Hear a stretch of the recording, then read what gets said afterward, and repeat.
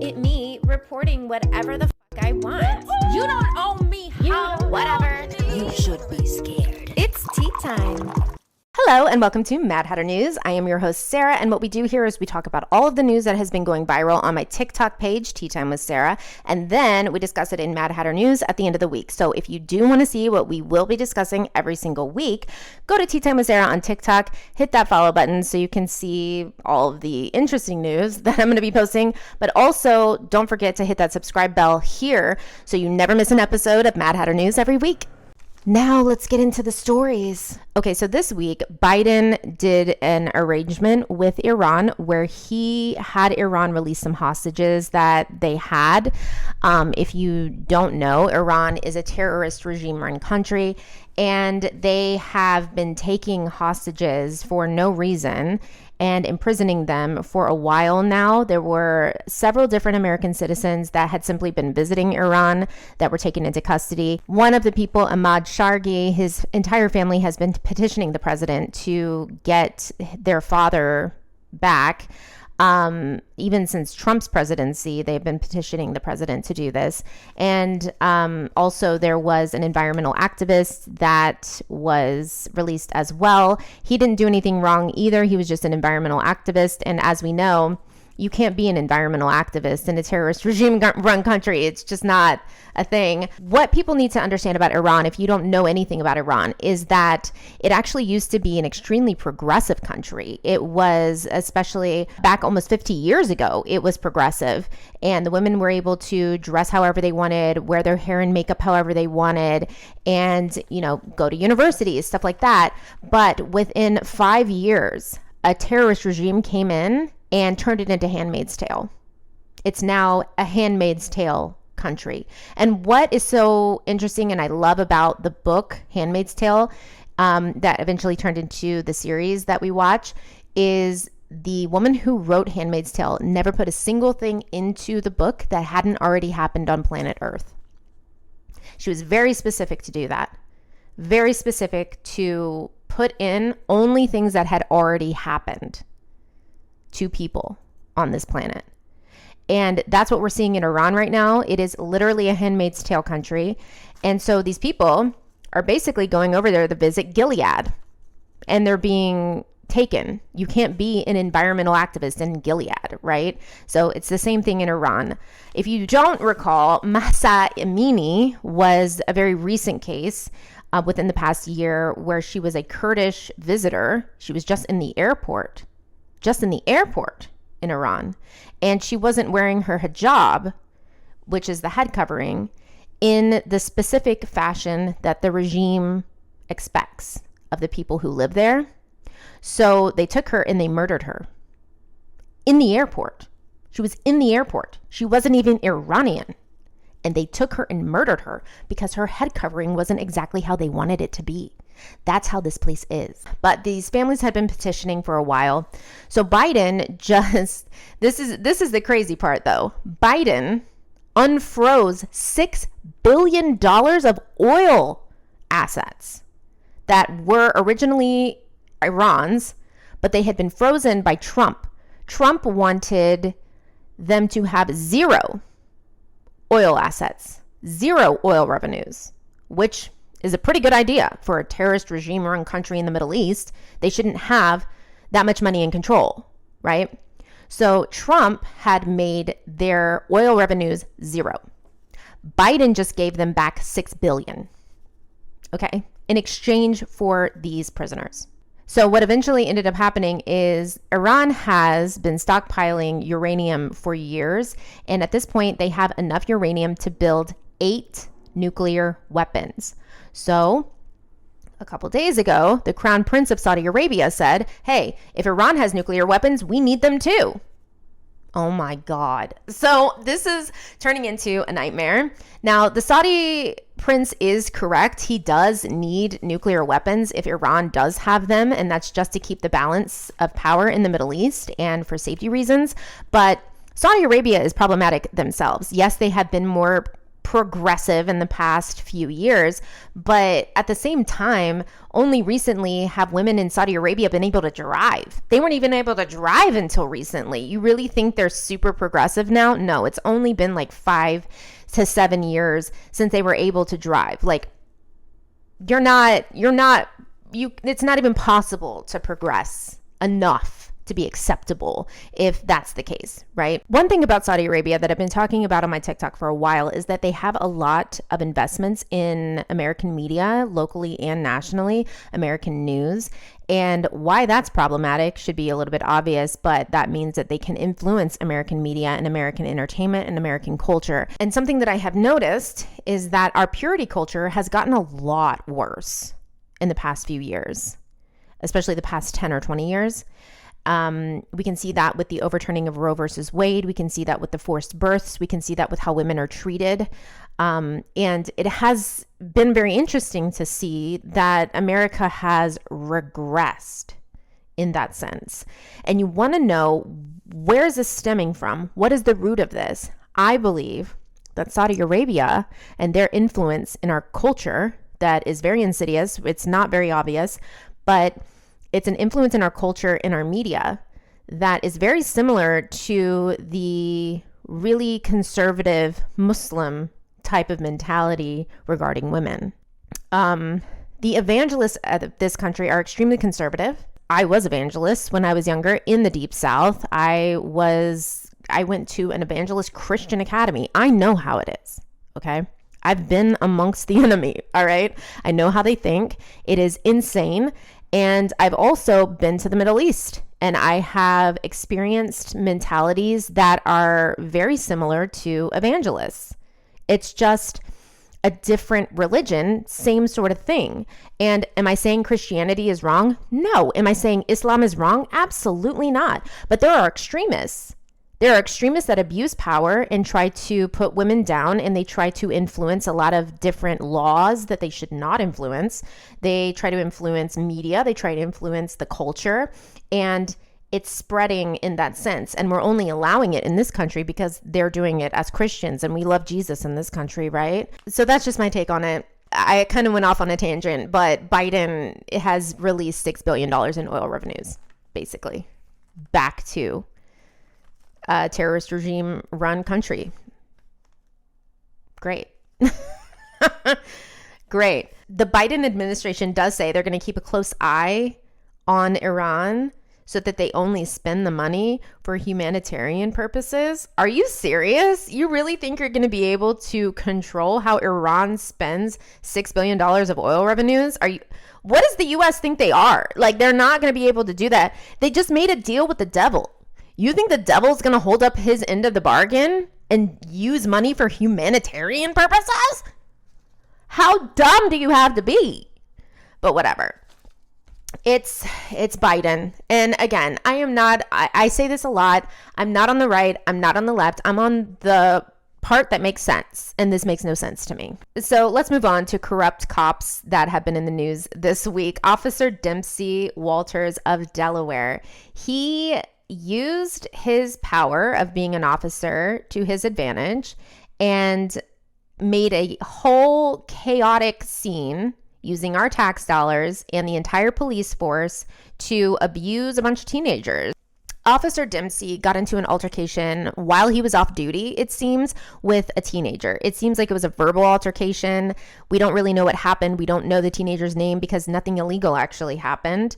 Officer Dempsey just didn't like the altercation, right? But he learned where this kid lived by going to work and looking up this kid's address in the database that he has at the police department, right?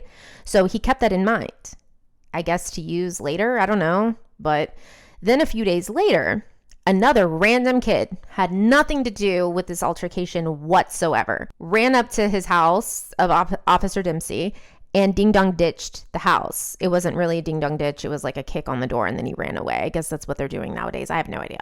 But it was a random kid that decided to do something stupid, kick a door, and run away. There was no damage to the door or anything. But Officer Dempsey thought in his little brain that it was the other kid from a few days before that he had had an argument with. He just assumed it was that kid. So he got the entire police force to go up to that kid's address. This is illegal, okay? He got the entire police force to dress up in their gear, full bulletproof vests, weapons drawn, went to that kid's house, and that kid's friend answers the door. They snatched the kid's friend out the door. The friend had no idea what was going on. He was like, what? They took him out the door and they threw him on the ground and they handcuffed him. What is happening? What is happening? This is Gilead. This is basically Gilead if this type of stuff is allowed, if the police are doing this type of stuff. And don't forget, we pay those police officers bills. All of their payment comes from our tax dollars to protect and serve. But they're out doing a wild goose chase trying to find somebody who ding-dong ditched, and it's not even the person. Wow. Another group of officers found the ding-dong ditchers, the real ones, okay? I don't even know why they were using police time and money and resources to find ding-dong ditchers, but they did. And when they finally found those people, they left the innocent one that they had handcuffed in the grass, and Officer Dempsey went to these ding-dong ditchers and decides to punch him in the face. And we have footage of that. Like, what? And then, not only that, he took this ding-dong ditcher, or put him in handcuffs. He put him in the back of his police car. He turned off his body cam and proceeds to beat this teenage kid in the face so much that his eye socket shattered. Over a ding-dong ditch? Protecting and serving? That's what we're doing now? Yeah, he's out on bail right now. He's out amongst us. This animal is out amongst us. This absolute poor excuse for a human that put the entire police force of this portion of Delaware on a wild goose chase to find a ding-dong ditcher and then break his bones. Wow. Is that what we're doing? Put his face everywhere. Put this loser's face everywhere. Loser. He deserves to be in prison. And I hope they tell everyone when he finally is convicted that he's a police officer, because they love those in jail. They love those in prison. The other horrible officer story of this week is Ronald Davis of Pennsylvania. You are not going to believe this shit. Officer Ronald Davis was cheating on his wife, and he had a mistress that he had put up in a trailer. So after about 4 months, this relationship went sour, as these types of relationships do typically. And he wanted her out of the trailer. Instead of going through regular eviction processes that are required in this country, unfortunately, because there are squatters' rights, which I don't personally agree with, but you have to go through due process, right? No, he decided to commit her to a mental institution. Yeah. And he had someone record him chase down his mistress. She was running from him. He had someone record him chase her down on his day off, put her in a headlock, choke her out like 4 or 5 times. She lost consciousness a couple times and was fighting him off. He arrested her and committed her to a mental institution. Yeah. He said that she was going to be a harm to herself. So yeah, that's what he did. And he was able to commit her because in a heated argument at one point, she said that he made her want to drive her car off a cliff. Who hasn't said that when they're in a heated argument with someone they're romantically involved with? Who hasn't said something similar to that? But he used this as an excuse to commit her for being mentally unwell, do all the things that he did on his day off, out of uniform, but with the guise that I'm a police officer and I can do whatever I want because I'm paid by the tax dollars of these people in this city to protect and serve. I don't know how that somehow got perverse into I can do whatever I want and I'm the king of the world. But I guess that's what police officers do now. And he committed her to a mental asylum. She was there for 5 days before they realized, hey, there's nothing wrong with this woman. Yeah. And so they released her realized what had happened to her. And what I love about this is that the judge threw the book at him. The judge was like, you are a threat to everyone in society, and you do not get the opportunity to get out no matter how much money you have. So he put no bond. Thank God for that judge. Clap it up. Silent clap for that judge, because this man should not be out of prison. And in fact, I hope everyone in the jail right now knows that he is a police officer. I hope they know. And I hope they know what he did too. He does not deserve to be among us. People abusing power like this do not deserve to be among us. And what is really upsetting about this whole thing is that this is not a new thing. Men have been committing women to mental asylums for years and years and years. There were stories back in the Victorian era, even women that read books were committed to mental asylums. When men didn't want to be married anymore, they wouldn't get a divorce. That's shame on the family. They would commit their wives for the rest of their life to a mental asylum if they didn't want to be with them anymore. I heard so many different cases while I was researching this topic with women as recently as the 1950s catching their husbands in bed with another woman, and they freak out, rightfully so, but the husband will take the woman who's in hysterics to a mental institution, and she has to stay there for several years. Could you imagine? Could you imagine? It's unbelievable, the things that have been done to women in this country. Men just don't seem to think about it or care. But if we don't know about these things, then history can repeat itself, just like it repeated itself here. But again, thank God that the judge threw the book at this man. This man. Poor excuse for a human being. He's vermin, is what he is. He's vermin. Poor excuse for a human being. Might as well even be a worm. Terrible. Terrible. And I hope everyone in the prison knows he's an officer. What a horrible situation. That poor woman. And a lot of people in the comments were saying things like, oh, she looks like a tweaker. She should have gotten out of his trailer. Okay. Yeah, she should have gotten out of the trailer. Yeah, she should have. Okay. But she didn't. That's none of our business. But what is our business is a police officer using tax dollars to commit women to institutions when there's nothing wrong with them. If you're a police officer and you expect people to abide by the law, you have to abide by the law. If he wanted her out of that trailer, he had to go through due process of being a landlord and evicting her. That's what everybody else has to do. He's not above the law. He's supposed to enforce the law. But now the law is being enforced on him, and he deserves every bit of it. Man, these are some heavy topics on Mad Hatter News. I need a tea break. I am drinking raspberry tea from wholelifetea.com. If you enter my code TEATIME on the website, you get 20% off every order every single time. It is a small business based out of Utah.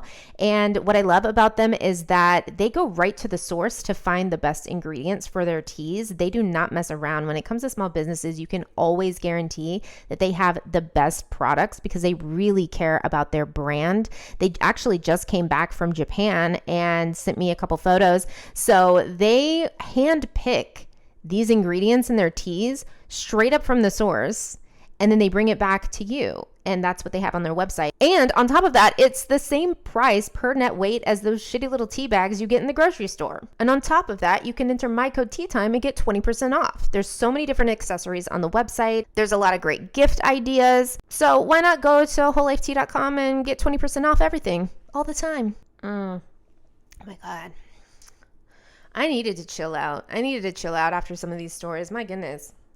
What heavy topics. So these topics are so heavy. God, that tea is so good. Okay, so now I want to talk about an update to a video I made like 4 months ago. The plot has thickened, girl. Okay. So 27 kids went missing in 2 weeks in one city in Ohio. I reported on that. That seems a little bit odd. How can 27 children go missing in one city in 2 weeks, right? So then several days later, I made another TikTok because another story came out from the same city where there was a whole trafficking ring, a human trafficking ring with teachers and administrators of schools in that same city who were arrested for trafficking. Okay? So now in that same state, 160 people were just arrested for human trafficking. In that same state, not the same city. There were several people from that city that were arrested. But in the state of Ohio, 160 people were just arrested this week for human trafficking. It was a whole sting, okay? And some of these people were school administrators. There was a superintendent of schools. There was a math teacher for middle school that was arrested. There was a school wrestling coach who was arrested. There was an Indiana University professor who was arrested. There was a faculty member for Dayton University in Ohio who was arrested as well. So 1 + 1 = 2, okay? The kids that go missing also go to school, like 100%. The traffickers are in the schools. They're scoping out the kids. The call is coming from inside the house. They're scoping out the kids to see who they're going to traffic, who's a really good victim, who doesn't have a good family, who comes from a broken family, who is easy to manipulate, who needs a father figure, right? That's who they're going after. And they have easy access for 7-8 hours of the day to these kids. They can watch them 7 to 8 hours a day, 5 days a week. They have full access to these kids. And that's if they're not in extracurricular activities. They hear what these kids talk about. They know what they like. They know what they think about. They're easy to manipulate. It's the prime place for a predator to be. These people are in the schools. They're in the schools. It's sad, it's crazy, but a lot of the time it's not just people who want to do good and like kids that get into education. Oftentimes they are predators because schools are a gold mine of prey. Very, very sad situation. But I'm glad that 160 people were arrested and caught, and hopefully any kids that were found were returned to their families or are given the care that they need, because that is horrific. It's horrific. Now on to a stupid story. I think we need a little bit of a stupid story right now. So there's a couple in Great Britain who flew to the Caribbean to give birth to their child. They wanted to do it in the Caribbean for whatever reason. If you see their picture, they definitely look like the type of people who would go to the Caribbean and do something like this for no reason. Sometimes people just have a look, they definitely have that look, right? So what happened is they accidentally gave birth on a boat. It was very random because she went into labor, obviously. They gave birth on a boat. And when they tried to go to the hospital the next day to register the birth, the hospital told them they can't register the birth because they need a DNA test to see if this child had been trafficked or if they just bought this child. Because as we know, the Caribbean is along with, Mexico and the entire Gulf of Mexico is a hotbed for human trafficking. And they take humans on submarines, on boats, all sorts of stuff, and sell, buy. So they needed to know that this child was theirs. But these people have been basically imprisoned on this Caribbean island for a little over 2 months because they're waiting on the DNA test to get their baby a passport. And just like, why would you do this? Why would you do that knowing that you would, even if these people knew, right? They wanted to have a baby in the Caribbean, right? With your head, with your little noggin, that you're going to have to get an emergency passport for that infant. You're already putting yourself in a bad situation knowingly, like you wanted to do that, right? But the fact that it happened on a boat and no one could vouch for the fact that it was your child other than the person captaining that boat.